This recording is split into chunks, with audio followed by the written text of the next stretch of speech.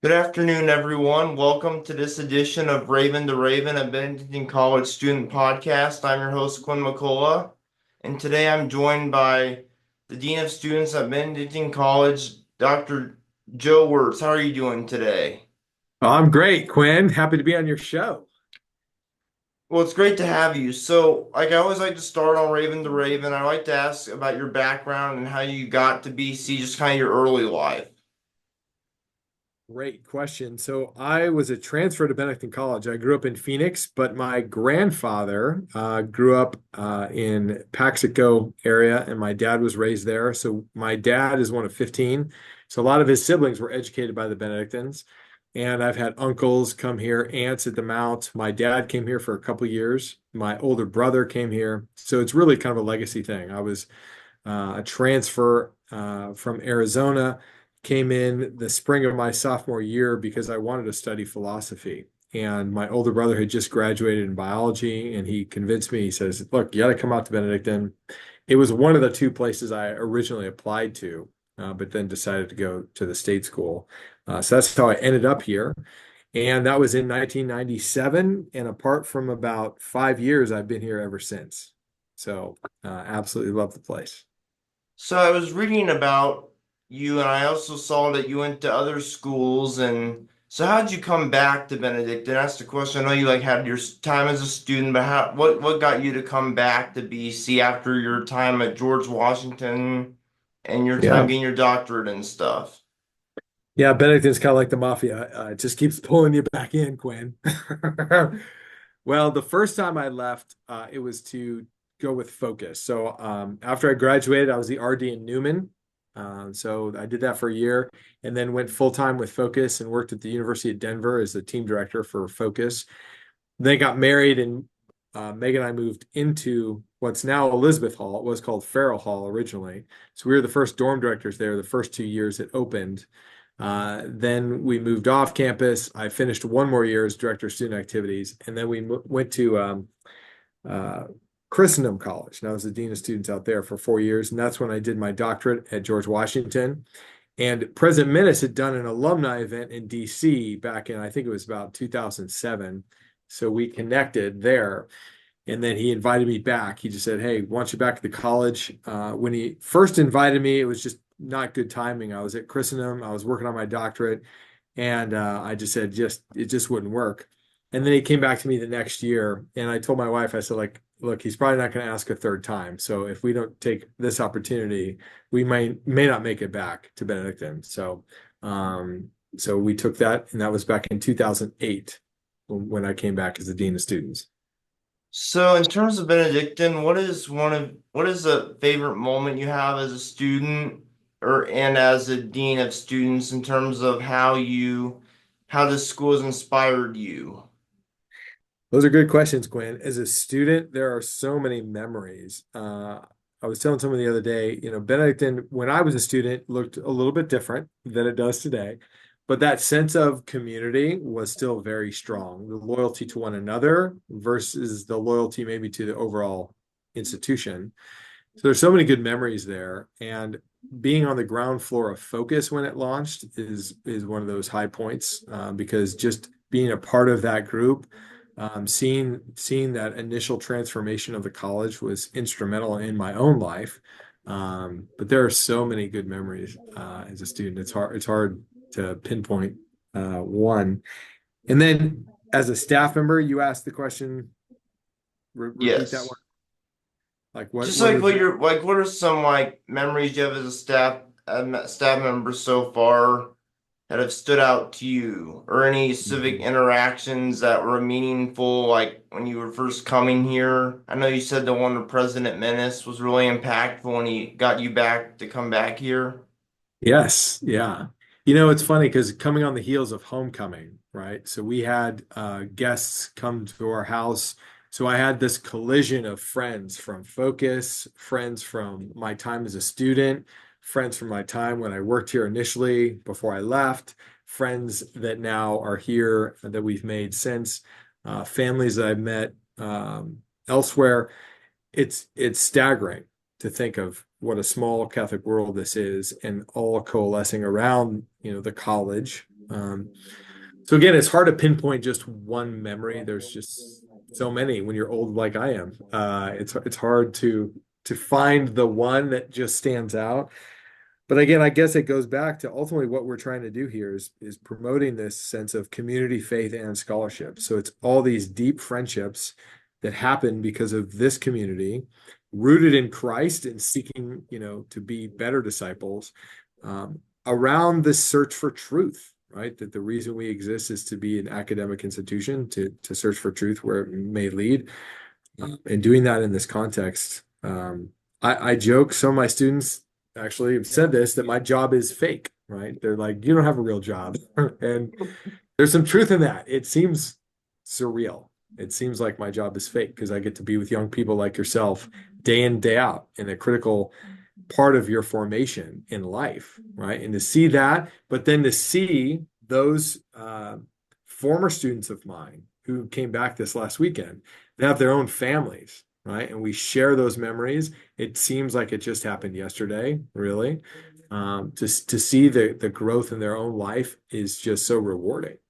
So, It truly is. Like when I've gone to the past 3.5 years, starting on four next semester, which is my final semester, it's just been a lot of transformations. I really love this school and how the community and faith and scholarship is promoted, because in a way it's helped me make a lot of friends and just the acceptance. I know of all the new programs. You had the St. Joseph program that's now here, and now more students are coming, I say like different specializations and stuff, and it's really cool. And now like I remember in 2010 they had I saw a video when they were bringing up Cray Manor where journalism is and all that. It's cool to see how the school's grown past that main area. So there's been a lot of expansion. It's super cool.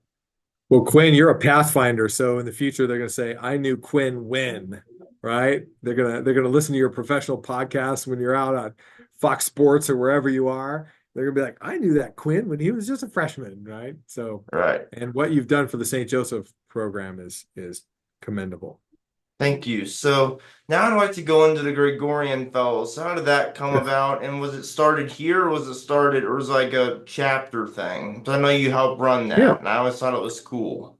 Well, thank you. So one of the reasons Minnis brought me back, or actually after he brought me back, he just asked me to start a leadership program. So the cabinet, we brainstormed on what to call that program. And so after a lot of discussion, and we came up with a Gregorian Fellows because of Pope St. Gregory the Great, just what a profound figure he was in our history. And it made sense because he was a secular leader and then he became a sacred leader, right? So he combined those two elements very effectively and was the first great pope we have, and he's also Benedictine, of course. So that really meant us when he brought me back, that was kind of the expectation. And so it just evolved over the years to what it is today. So we started it in 2011, our first graduating class, 2015. And I'm just proud of this program. I'm proud of the students who've been involved. I'm proud of our alumni. It's just produced great fruit. It sure is. And now there's a bunch of other fellows, so like the media fellows, which Yeah, I don't work with them, but I've been like talking with them, and they do a lot of great things. I know a lot of people like Eliza that were on there, and just a bunch of great people. And also the absolutely. Gregorian fellows, I know Tobias and now the Constitutional, so it's just super cool to see all these fellowships. And I know a lot of Mhm. colleges have them. I don't think they don't have the same amount as Benedict in terms of the faith aspect of all these. It's very rare. Exactly. Yeah, these are tremendous programs that we offer to our students, and it's attracting some of the best and brightest around the country, I think. Yes. And also, in terms of like the faith and stuff, and I know you're talking about Saint Gregory the Great, was he a saint that you liked before you came to like in your life? What were some favorite saints of yours growing up? Yeah, he is one of the great saints. I've become more aware of him over the years because of this program, so I've grown in greater devotion to him.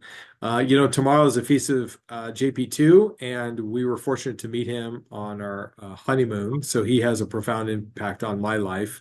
He actually came to my home parish, St. Simon and Jude in Phoenix, back when I was a kid. I used to altar serve at that parish. So always been connected to him, Mother Teresa, and then my namesakes. St. Joseph, St. Francis is my middle name. St. Benedict, of course. some of the favorite saints, and then all our kids representing different saints. Saint Therese is a big saint in our household. She's the patron of focus. Um, yeah, Yeah, and also when you were talking about secular, a lot of that relates to my journalism studies because it's cool. We have like the media fellows, they write more yes, the circuit writes about faith stuff, but it's super cool to see like how like secularism and sacred have kind of somewhat emerged in journalism. So I always kind of can relate to that. And yeah, I it's bet you can. yeah.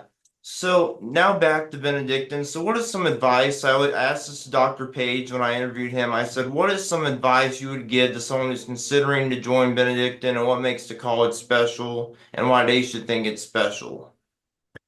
I always encourage students who are thinking about Benedictine to come and visit, right? Because you want to meet the people that you want to study with, because it really does come down to the people around you. There's so many different ways in which you can learn today, right? Many different locations you can learn, but it's the people you're learning around, the people you're studying under, your professors, your peers. So really, that's the distinction, I think, for us. It's the selling point to be with the people here at the college and to see what we're striving after. Transforming culture in America is a bold vision, right? And we're doing it in the heart of America, right? Here in little Atchison. Um, with God's grace, we're going to make some great change. Yes, and also that brings me to another great question I was going to ask. What does transforming culture in America mean to you? Mhm. Yeah, that's a great question. For me, there's a lot of things we can point to in our culture that are unhealthy, these certain pathologies that are out there.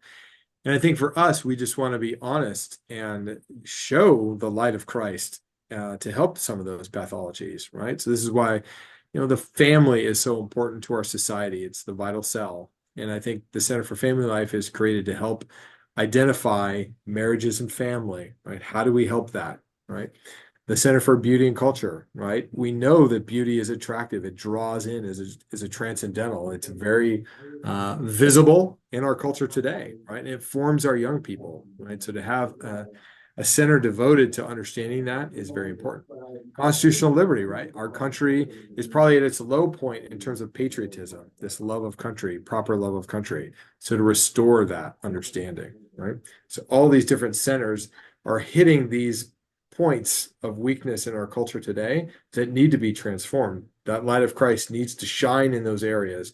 And I think to me that's what we're trying to do. Identify those areas and target them strategically and pray that God's grace shines in those areas. Right?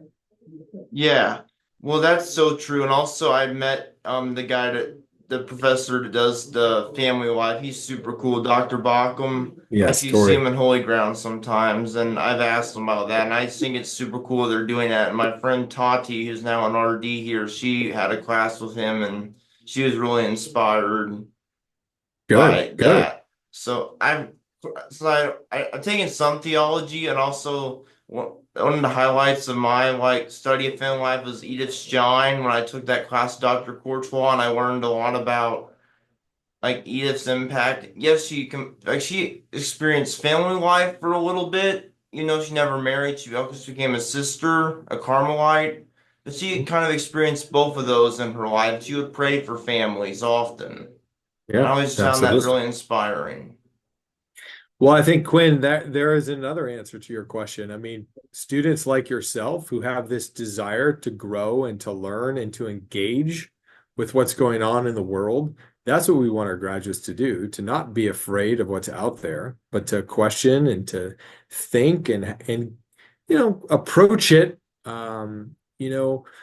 with that adage that we want to be as innocent as doves as wise as serpents, right? We want a healthy skepticism about our culture, but we don't want to be afraid of it. We have to engage it, and to be curious, to be intellectually curious, and to wonder about those things, and approach life in that healthy attitude, right? That knowing that, well, not everyone thinks the way we do.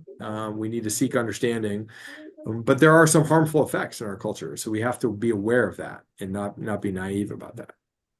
That is so true. Like being observant or with the world and not being afraid to like spread the good word of the Lord is so important, and I totally agree with that for And be sure. contagious because Quinn Dog, everyone knows you and everyone loves you, and you're a very contagious personality, and you always greet people. That bears fruit in and of itself. Right? You're a It very sure visible does. witness. Well, also, lastly, I'd like to thank you so much for coming on the show, and I'm glad we were able to discuss a lot of great things. And I was wondering if you had any last words you'd like to say before, in terms of like Benedictine and to any other things you like to mention. Well, I'm very grateful for this opportunity, Quinn. I think what you're doing is fantastic. So keep up the good work. And for any of those listeners who are unfamiliar with Benedictine College, get familiar with us, right? We're this little gem, and there's still a lot of people out there who don't know us. So we invite you to come visit. Well, thank you so much, everyone, for listening or watching, and have a great day.